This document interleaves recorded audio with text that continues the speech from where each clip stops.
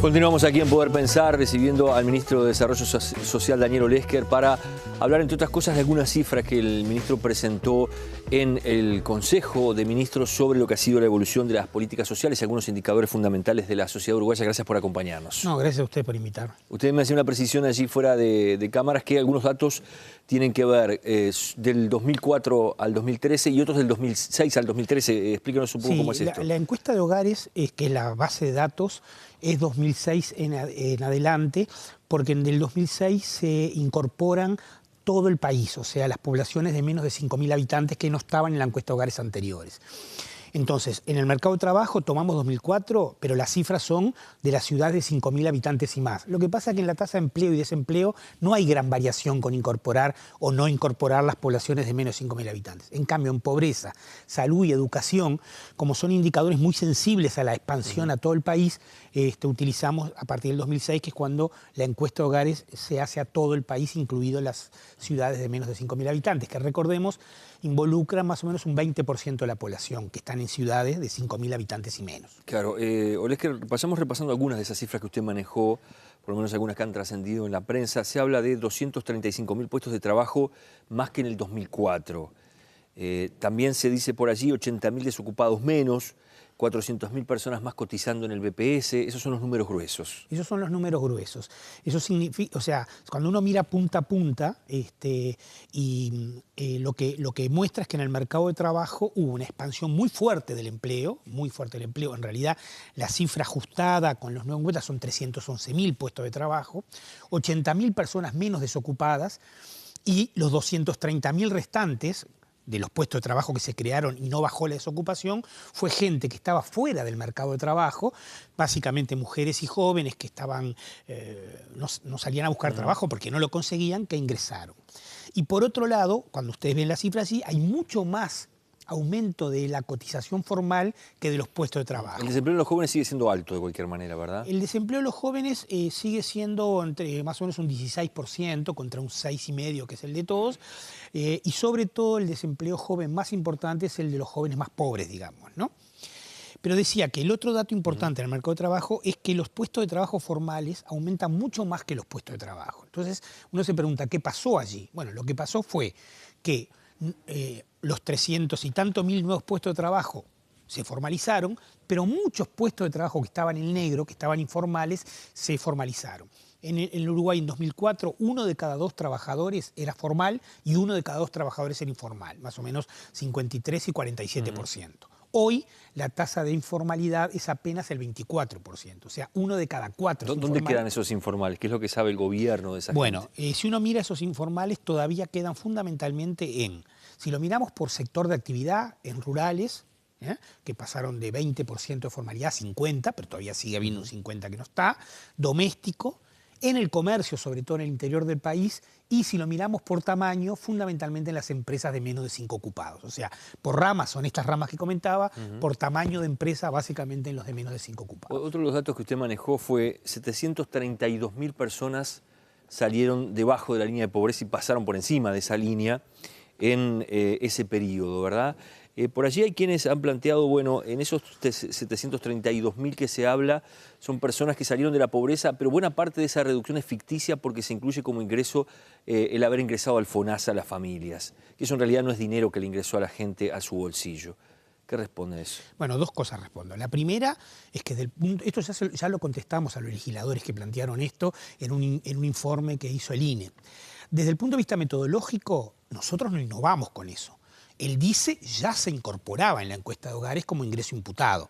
Lo que pasa, claro, la diferencia es que el DICE imputaba a 600.000 personas porque solo el trabajador privado tenía seguro de salud y hoy el FONASA imputa a 2.400.000 personas porque lo tienen los trabajadores privados, los públicos, los jubilados, los hijos, los cónyuges, etcétera, etcétera. Básicamente hay familias enteras cubiertas por el FONASA. Y lo segundo es que conceptualmente está bien que sea así, porque esas personas dejaron de pagar la salud, ¿no? Aportan un 4,5 que no se cuenta en el ingreso, porque recordemos que la encuesta de hogares cuenta el ingreso líquido. Los más pobres no deberían pagar una mutualista seguramente. Bueno, o tenían ACE y ahora la tienen, por lo tanto, eso es un ingreso imputable a la persona. Las transferencias Porque la tarjeta, ¿por qué la imputamos? Porque es transferencia en dinero. Bueno, esto es lo mismo, solo que en vez de ser en dinero es en un servicio. Pero son transferencias que el Estado hace a personas que mejoran su poder de compra. Es obvio que mejoran su poder de compra. Está bien, yo decía por el lado de la salud, uno puede decir, bueno, una familia quedó cubierta por, en este caso puede ser salud pública, por ACE, y ya estaba cubierta en realidad. En realidad no, en esa familia no pasó nada diferente a lo que ya venía sucediendo, y sin embargo puede pasar que esa gente salga de la línea de pobreza. Mayoritariamente la gente que ingresó al FONASA pasó de ACE al sistema de asistencia médica colectiva, así que efectivamente tuvo un cambio en su ingreso imputable. ¿Sí? De cualquier manera es marginal eso, ¿no? La Facultad de Economía hizo un trabajo, ahora no lo recuerdo en memoria, pero si no imputábamos FONASA, la baja en vez de 700 y tanto superaba los 500.000, o sea, es marginal en términos del cambio en la pobreza.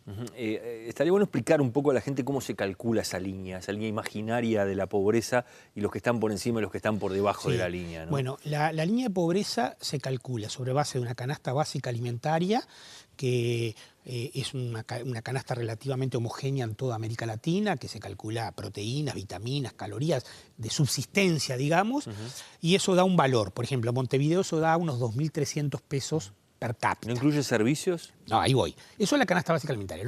Los que su ingreso ni siquiera cubre esa canasta básica alimentaria están en indigencia, no en pobreza, en indigencia. Luego, a ese valor, que son 2.300 pesos per cápita, se le incorporan salud, educación, vivienda, transporte, nafta, etc.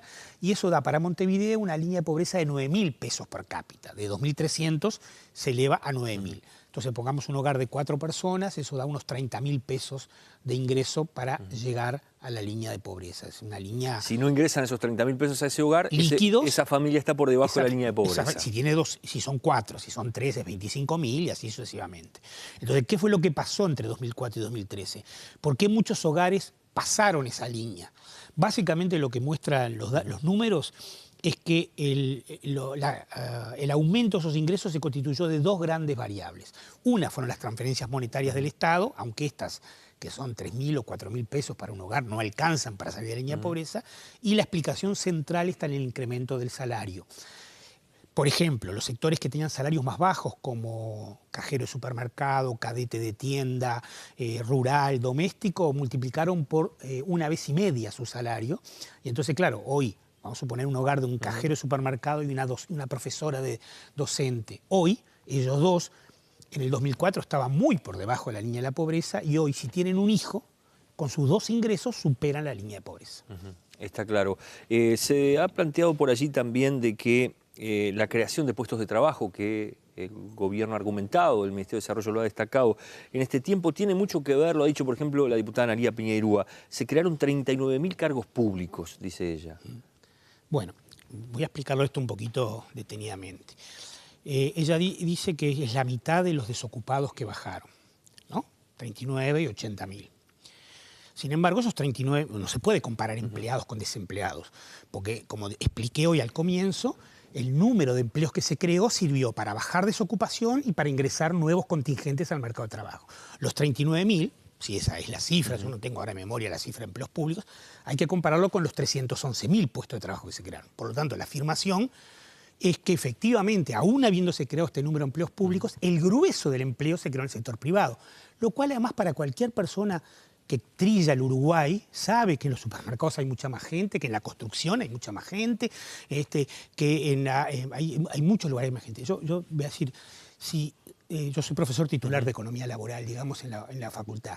Si yo le pusiera esta pregunta a un alumno y le pidiera que me comparara los ocupados con los desocupados y pusiera esto que dice la diputada, perdería el examen. Olesker, ¿qué pasa con la clase media baja? Hay por allí un informe del año pasado, que es del Banco Mundial, que dice que hay un porcentaje importante de gente que está en una situación vulnerable todavía, que puede pasar, no rápidamente, pero sí puede caber que caiga debajo de la línea de pobreza si se complican las variables económicas. Sí, hay un informe del MIDE sobre eso también. A ver, yo creo que la clase media baja, vamos a suponer que la ubicamos entre el tercer y el quinto decil de la distribución del ingreso. Hoy el primer 10% está en línea de pobreza, porque la pobreza son 6,5, el segundo ya salió un poco, y el tercero, cuarto, o sea, la mitad de la población que está debajo del promedio de ingreso del país, pero no está en la línea de pobreza. Esas personas básicamente ganaron dos cosas importantes en este periodo de gobierno. Su salario, o sea, su ingreso, y su acceso a la salud. Sin embargo, como dice el informe, y como lo dice un informe que ha hecho el propio ministerio, en términos del mejoramiento de su acceso a la vivienda y en términos del clima educativo del hogar, digamos, todavía son relativamente vulnerables. O sea, en reforma laboral y en reforma de salud están cubiertos. Y blindados perfectamente. En vivienda y en educación todavía se requieren más esfuerzos para sacarlos. Entonces, lo importante de esto es justamente que vivienda y educación son las principales variables de política social sobre las que hay que incentivar el trabajo hacia ese sector que yo ubicaría, que usted ubicaba en la clase media baja. ¿Puede ser uno de los principales debes, entre comillas, que ha tenido las administraciones del Frente Amplio el tema de la vivienda? Bueno, si lo comparamos con las otras políticas sociales, arrancó más tarde, arrancó de un sistema colapsado. Es verdad que la salud también arrancó de un sistema colapsado y pusimos a hacer igual una reforma, ¿no? Pero es verdad que en el primer periodo de gobierno no hubo grandes avances en vivienda. Yo creo que en este segundo ese debe se fue rápidamente superando, especialmente a través de la ley de vivienda de interés social y el subsidio a la cuota, que es del 2008, pero en realidad no empezó a aplicarse hasta el 2010. Y creo que en estos últimos 3 años ha habido un incremento importante y esa es la línea que hay que conducir. Está retrasado porque empezó más tarde y efectivamente en el primer periodo no se avanzó, como otras prioridades como fueron salud o el gasto educativo o el salario, ¿no? Le pido un minutito para hacer una pausa, después hablamos de el plan de cuidados, que finalmente no se aplicó en esta administración, por qué pasó eso, y también vamos a hablar de la gente que está en situación de calle, ¿no? Los números que manejan ustedes y cuál es el panorama que ven venir para el invierno. Ya regresamos.